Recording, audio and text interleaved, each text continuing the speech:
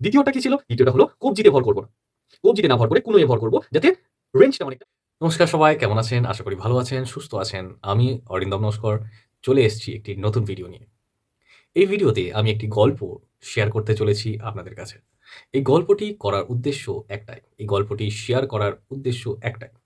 গল্পটি আসলে আপনাদের শোনা উচিত, কারণ এই গল্পের মাধ্যমে আমি জানাতে চাই যে কিভাবে একটি মানুষ, কিভাবে কিছু মানুষ অনেক সুন্দর ড্রয়িং করতে পারে, আর এমনও কিছু মানুষ আছে হাজার চেষ্টা করার পরেও ব্যর্থ হচ্ছে, ভালো ড্রয়িং করতে পারছে না। এমন কি টেকনিক্স, যারা ভালো ড্রয়িং করতে পারে তারা এমন কি টেকনিক্স ইউজ করছে, তাদের হাতের কায়দাটা কি আছে। সম্পূর্ণটা হাতের কায়দা। আমি বলেছিলাম আগের ভিডিওতে, এমন কিছু তো কঠিন না। কঠিন কি? একদমই কঠিন না। কঠিন একদমই না ড্রয়িংটা। শুধুমাত্র দেখতে হবে, বুঝতে হবে। Observation is very important. Observation is really very important in drawing. খুব ভালো দক্ষতা থাকতে হবে লক্ষ্য করার যে কি করছে একটি ব্যক্তি, যে কিনা অনেক ভালো ড্রয়িং করছে, কেন করছে, তাদের টেকনিক্সটা কি আছে। টেকনিক্স যদি বোঝা যেতে পারে, আপনি ঠিক, আমি বলছি 100% দিয়ে বলছি, আপনি ঠিক ড্রয়িং করে দিতেই পারবেন। অনেক ভালো ড্রয়িং করতে পারবেন। বিশ্বাস করুন, অনেক ভালো ড্রয়িং করতে পারবেন। তো সেই কারণেই এই ভিডিওটা। এই গল্পটা আমি শেয়ার করছি দুটো ব্যক্তিকে নিয়ে। প্রথম ব্যক্তি যার নাম হবে রামু, আর দ্বিতীয় ব্যক্তি যার নাম হবে শ্যামু। রামু যে কিনা খুব ভালো ড্রয়িং করতে পারে, ধরুন পারেই না ড্রয়িং করতে। আর অন্যদিকে যার নাম হবে শ্যামু, যে কিনা অনেক ভালো ড্রয়িং করতে পারে, খুব ভালো ড্রয়িং করতে পারে। এই দুজনকে আমি দুটো স্ক্রিনে আমি দেখানোর চেষ্টা করব। রামু একদিকে থাকবে, সাথে থাকবে শ্যামু। রামু একটি ড্রয়িং কিভাবে করতে পারছে, আর সেই ড্রয়িংটা শ্যামু কিভাবে করছে, তার টেকনিক্সটা কি আছে, সেটাই আমরা দেখার চেষ্টা করব। আমি নরমাল একটি ড্রয়িং দুজনকেই আমি দেব। রামুকেও যেটা দেবো আঁকতে, শ্যামুকেও সেম একই জিনিসই দেবো। রামু যে ড্রয়িংটা করবে, শ্যামু সেই ড্রয়িংটাই করবে। দেখার চেষ্টা করব যে রামু যে কিনা আঁকতে পারছে না, হাজার চেষ্টার পরেও যে কিনা আঁকতে পারে না, সে কেমন করছে। একইভাবে অন্যদিকে শ্যামু যে কিনা অনেক ভালো ড্রয়িং করতে পারে, তার টেকনিক্সটা কি আছে, সে এত ভালো কিভাবে ড্রয়িংটা করছে। চলুন দেখা যাক। রামুকে একদিকে রাখছি, শ্যামুকে অন্যদিকে রাখছি। তাহলে কম্পিটিশন শুরু করা যাক। রামু এবং শ্যামুকে দুজনকেই একটি ডিম্বাকার আঁকতে বলা হলো। ডিমের মতো আকৃতি করলেই হবে, রামুকে বলে দেওয়া হলো। রামু পেন্সিল নিয়েছে, পেপার নিয়েছে, আঁকতে শুরু করলো। দেখুন ভালো করে, লক্ষ্য করুন সে কিভাবে আঁকছে। রামু যে কিনা আঁকতে পারে না, দেখা যাক সে কত সুন্দর আঁকতে পারে। আঁকতে পারে না কেউ তো না, সবাই আঁকতে পারে। দেখি রামু কেমন আঁকছে। দেখুন যেখানে ভুল হচ্ছে সে সেখানে কি করবে, সেখানে সুন্দর করে মুছে নিচ্ছে, নিয়ে আবার সেটাকে করছে। কোনো সমস্যা? কোনো সমস্যা নেই। পেন্সিল আছে, পেন্সিল দিয়ে আঁকছি। রবার তো আছে, রাবারটা কিসের জন্য? মোছার জন্য। সুন্দর করে মুছেও দিচ্ছে। দেখুন খুব সুন্দর করে ডার্ক করার জন্য সুন্দর করে কি করছে, চেপে একদম কাগজের ওপর সুন্দর করে একটি ডিম আকার বা ডিম একটি বানিয়ে ফেললো রামু। খুব সুন্দর হয়েছে, রামুর আঁকাটা খুব সুন্দর হয়েছে। দেখা যাক শামু এবার কি করে। শামু যে কিনা অনেক ভালো নাকি ড্রয়িং করতে পারে, দেখা যাক কত ভালো সে ড্রয়িং করতে পারে। দেখুন শামু কি করছে। আরে শামু, শুরু করো তাহলে তোমার ড্রয়িং। দেখা যাক শামু কি করছে, দেখি। আরে শামু কি করছে, উপরে কেন হাত ঘোরাচ্ছে। আরে হাতটাকে কেন ঘুরিয়ে যাচ্ছে এতক্ষণ ধরে, কেন শামু? শামু কি ঘাবড়ে গেল নাকি?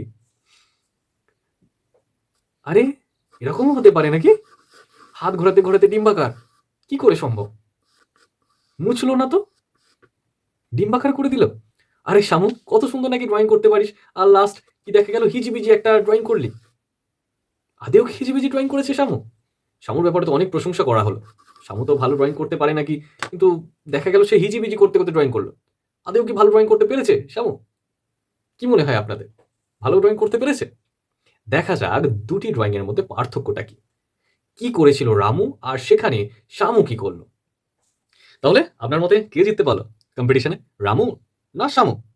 শামুই জিতেছে আমার মতে। কি মনে হলো? আমার মতে তো শামুই জিতেছে। কারণে আসা যাক, এই কারণটার জন্য এই ভিডিওটা। দেখুন, প্রথমে যখন রামু এই যে ডিম্বাকারটা করলো, ও কি করেছিল, পেন্সিলটাকে, প্রথম ভুলও যেটা করেছিল সেটা হলো পেন্সিলটাকে অনেক বেশি প্রাধান্য দিয়ে দিয়েছিল, অনেক বেশি ইম্পর্টেন্স দিয়েছিল এই পেন্সিলটাকে। জোর দিয়েছিল পেন্সিলটাকে কার প্রতি? পিচটার প্রতি। ধরেছিল কোথায় পেন্সিলটা? ধরেছিল ঠিক একদম কাছাকাছি, যেটা কিনা একদম অনেক বড় একটি ভুল। পেন্সিলটা ধরার নিয়ম এখানে না, ব্যালেন্স করতে হবে পেন্সিলটা ঠিক এখানে ধরে। আর আমরা যখন আঁকি, যখন আমরা নতুন যারা হই, তারা কি করি? পেন্সিলটাকে ধরলাম, ঠিক আছে, তাও মানছি এখানে ধরে। ব্যালেন্সটা কোথা থেকে নেওয়া উচিত? যেমন আমি বলতে চাইছি, দেখুন রামু যখন এই যে ডিম্বাকারটা করলো, রামু কি করেছিল? ভালো করে চেপে ডিম্বাকারটা করছিল। মোছার সময় কি হয়েছিল? ওর প্রবলেমটা হচ্ছিল দাগ চলে আসছিল। মোছা যাচ্ছিল না, এত জোরে চেপে সে পেপারের উপর এত জোরে চেপে ড্রয়িংটা করেছিল।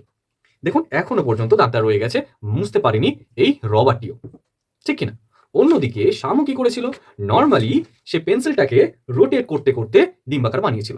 তার মানে ওর হাতের যে পেন্সিলটা আছে আর ওর হাতটা যেটা আছে অনেক বেশি ব্যালেন্সড ছিল। এদিকে রামুর প্রথম ভুল ছিল জোরে চেপে না ড্রয়িং করাটা।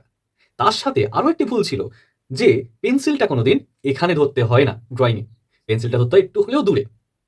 থার্ড যে ভুল সেটা হলো আমরা হাতটাকে ঠিক এখান থেকে নাড়াবো না। এটা একদম ব্যাড হ্যাবিটস। আমরা কোনোই থেকে ধরবো। এটা ধরলে আরো অনেক বেশি ইজি হয়ে যায়। দেখুন তো এখন কতটুকু আমি রেঞ্জ পাচ্ছি পেন্সিলের। এবার দেখুন তো কতটুকু রেঞ্জ পাচ্ছি। আবার দেখুন কোনোই থেকে আমি কি করলাম? একদম শোল্ডারে করছি। এবার বলুন তো কত বড় রেঞ্জ পাচ্ছি আমি? ব্যালেন্স করুন শোল্ডার থেকে, তাও যদি সম্ভব না হয় কোনোই থেকে। Balancing very important. পেন্সিল এখানে ধরে এই কবজিতে ব্যালেন্স করে ড্রয়িং করা একদমই সম্ভব নয়, আর খুব বড় আর খুব বড় একটি ব্যাড হ্যাবিটস আমি সেটা মনে করি বিগিনার্সদের জন্য। শামু কি করেছিল? শামু একদমই পেন্সিলটাকে চাপেনি। পেন্সিলটাকে ড্রয়িং যখন করছিল তখন একদমই সেটাকে চেপে চেপে করেনি। কি করছিল? কোনো রকমের ব্যালেন্স করছিল তার শোল্ডারে বা তার কোনোয়ে করে পেন্সিলটাকে কি করছিল? জাস্ট বোলাচ্ছিল, হিজিবিজি করছিল। এই হিজিবিজি is very important in drawing. হিজিবিজি করুন। হিজিবিজি ছাড়া ড্রয়িং হয় না। একেবারে পারফেক্ট কোনোদিন কিছু নেই, কিছু হয় না। হিজিবিজি করতে করতে পারফেক্ট শেপটা আসবে। হিজিবিজি করার চেষ্টা করুন। বোঝাতে পারলাম আশা করি কেন শামু কেন অনেক ভালো ড্রয়িং করে। বোঝা গেছে কি? শামুর টেকনিক্সটা কি? শামুর হাতের কায়দাটা কোথায়? শামুর প্রথম শামুর হাতের কায়দাটা তাহলে কোথায়? আপনারা কি বুঝতে পেরেছেন? হাতের কায়দা কবজিতে না, ওনার কনুইতে, আর না হলে তার শোল্ডারে। আর হাতের কায়দাটা কোথায় ছিল? পেন্সিল ধরার নিপটাতে। ঠিক এখানে সে ধরেনি, ধরেছিল সে এখানে। ব্যালেন্স করে সে সেটাকে কি করছিল? হিজিবিজি করার চেষ্টা করছিল। ঠিক কিনা? তাহলে টেকনিক্সটা কোথায়? প্রথমেই আমরা ভেবে নেব না যে একেবারেই পারফেক্ট ওটাকে বানাতে হবে। না, টেকনিক্সটা এটা বা টেকনিক্সটা এটা যে আপনি হিজিবিজি করুন। হিজিবিজি করতে করতে শেপটাকে নিয়ে আসুন। ইরেজার আছে, রবার আছে সেটা মোছার জন্য। মোছার জন্য দিয়েছে। রবারটা সেটাই তার কাজ। সে মুছবে, মুছতে চাইছে সে। আর আপনি যদি চেপে এই রামুর মতো এরকম যদি চেপে করেন তাহলে মুছতে গেলে অসুবিধা হবে অনেক বেশি। দেখুন দাগ পড়ে গেছে। আপনি যখন শেড করতে যাবেন এর উপর এই দাগটা খুব ভালোভাবে বোঝা যাবে তখন। আশা করি বোঝাতে পেরেছি গল্পের ছলে যে টেকনিক্স গুলো আসলে কি। আসলে তাহলে তাহলে আশা করি বোঝাতে পেরেছি গল্পের ছলে যে ভালো যারা ড্রয়িং করতে পারছে তারা কিভাবে টেকনিক্স গুলো ব্যবহার করছে, তাদের যে কায়দাগুলো আসলে কি। আর যারা একদম নতুন, যারা চেষ্টা করছে হাজার পর হাজার, হাজার বার চেষ্টা করছে তাও পাচ্ছে না, তাদের কোথায় কোথায় ভুলটা আছে। তাহলে প্রথম যে ভুলটা সেটা কি ছিল? পেন্সিলটাকে ধরা। এখানে ধরবো না, ধরবো কোথায়? একটু হলেও দূরের দিকে। দ্বিতীয়টা কি ছিল? দ্বিতীয়টা হলো কবজিতে ভর করব না। কবজিতে না ভর করে কুনোয় ভর করব যাতে রেঞ্জটা অনেকটা বেশি পাই। আর না হলে শোল্ডারে, যাতে পুরো ফ্লেক্সিবল থাকে আমার হাতটা। আর থার্ড যেটা খুব ইম্পর্টেন্ট, চেপে এই পেজের ওপর কোনো রকম চাপ দিলে হবে না। প্রেসারে একদম চেপে চেপে করছি, যত বেশি চাপবো তত বেশি দাগ রয়ে যাবে।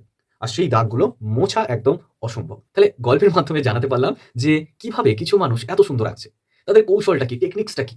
বেসিকটুকু আমি জানাতে পারলাম এই ভিডিওর মাধ্যমে। নেক্সট ভিডিওতে আরো অনেক কিছু জানানোর চেষ্টা করব। তো ভিডিওটা আজকে এই পর্যন্ত। ভালো থাকবেন সবাই। নমস্কার।